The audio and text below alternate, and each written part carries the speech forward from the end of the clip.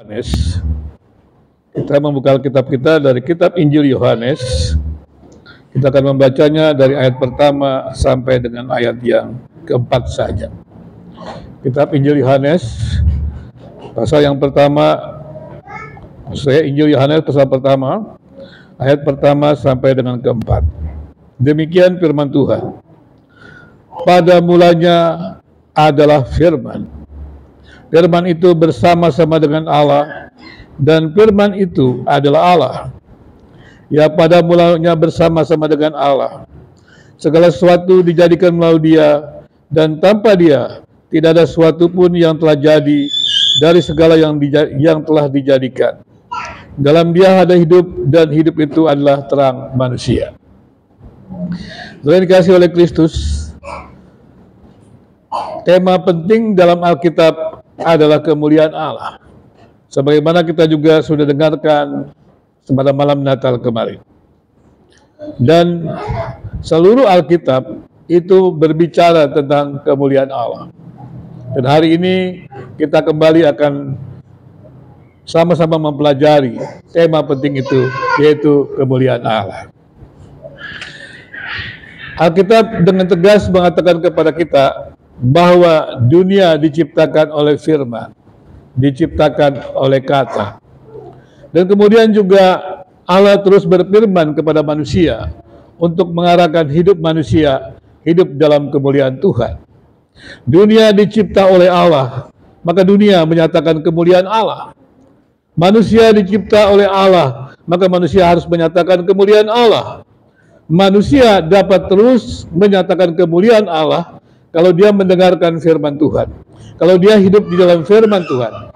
Itulah sebabnya Allah terus berfirman kepada manusia. Kalau kita mempelajari Alkitab pada waktu masa antara perjanjian lama dan perjanjian baru, di sana dikatakan Allah tidak berfirman. Maka pada waktu Allah tidak berfirman, di sana tidak dinyatakan kemuliaan Tuhan. Dan pada masa kegelapan itu 400 tahun kemudian, dan kemudian dinyatakan bahwa Allah akan menyatakan kemuliaannya melalui kelahiran Yesus Kristus. Di situ dengan jelas dikatakan pada waktu Allah berfirman, di sana dinyatakan kemuliaannya. Dan kemudian menarik juga, firman atau kata itu mengungkapkan tentang pikiran Allah, mengungkapkan tentang hati Allah.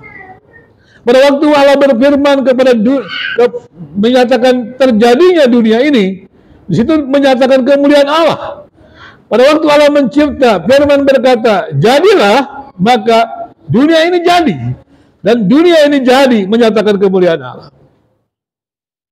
Dan kemudian juga sekali lagi saya katakan, firman yang menciptakan itu, kemudian menariknya adalah menjadi manusia. Allah menjadi manusia. Karena itu dikatakan juga, pada waktu kita melihat Allah menjadi manusia, kita melihat Allah, kita melihat pekerjaan Allah, kita melihat hati Allah, kita melihat pikiran Allah. Sangat menarik sekali bahwa Allah yang tak terjangkau dengan akal budi kita, dengan panca indera kita itu, mengungkapkan dirinya dengan firman-Nya. Pada mulanya Dia mengungkapkan dirinya dengan firman-Nya. Pada mulanya adalah firman. Mengapa pada mulanya adalah firman? Karena kita tahu Allah melalui firman.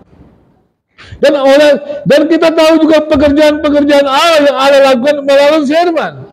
Allah mencipta, Allah bekerja, Allah melakukan segala sesuatu, Allah menyampaikan hatinya melalui firman.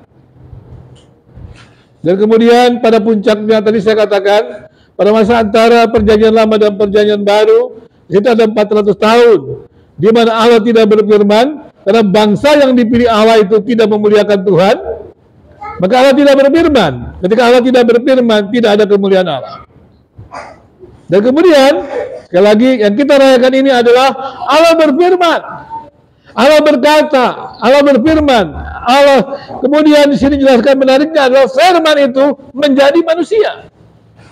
Jadi kalau sebelumnya firman itu ada kata-kata, kata-kata yang berkuasa dari Allah sendiri, tapi firman itu kemudian menjadi manusia, hidup bersama-sama dengan kita. Itulah sebabnya dikatakan pada waktu kita melihat Yesus, atau pada waktu Yesus menjadi manusia itu, maka penyataan Allah yang paling lengkap, paling sempurna adalah dalam diri Yesus. Di dalam diri Yesus itulah kata menjadi manusia, firman menjadi manusia, dan seluruh pekerjaan Yesus, perkataan Yesus, perbuatan Yesus, itu menyatakan Allah yang tak terlihat, Allah yang transenden itu, Allah yang tak terjangkau dengan panca indera itu. Dia mengungkapkan dirinya lewat kata, lewat firman, dan firman itu menjadi manusia, hidup bersama-sama dengan kita. Tidak ada sebuah penyataan Allah yang begitu lengkap, begitu jelas, kecuali dalam diri Yesus. Menarik sekali. Tidak ada penyataan Allah yang begitu lengkap, begitu jelas, kecuali dalam diri Yesus.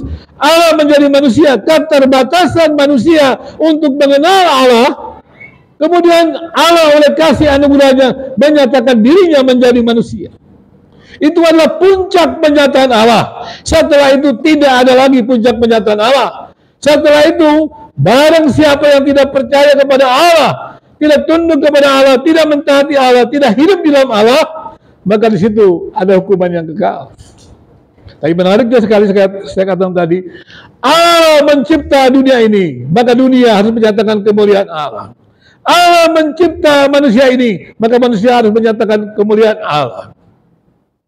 Dan Allah mencipta dengan firman-Nya. Kemudian juga Allah menciptakan manusia dengan firman-Nya. Maka sebenarnya firman Allah itu yang menyatakan kemuliaan Tuhan dalam ciptaan, dalam diri kita semua. Jadi barang siapa yang hidup di dalam firman, kebenaran, itu bukan sekedar kata. Firman itu, kata itu telah menjadi manusia, dan kemudian kata atau firman itu berkuasa dalam hidup kita, dinyatakan melalui kuasa Roh Kudus. Maka barang siapa menerima firman di dalam kuasa Roh Kudus, maka firman itu berkuasa atas hidupnya, menyatakan kemuliaan. Jadi saudara, menarik sekali. Sebenarnya kehidupan Kristen itu sangat luar biasa. Kita tidak mungkin mengenal Allah. Kita tidak mungkin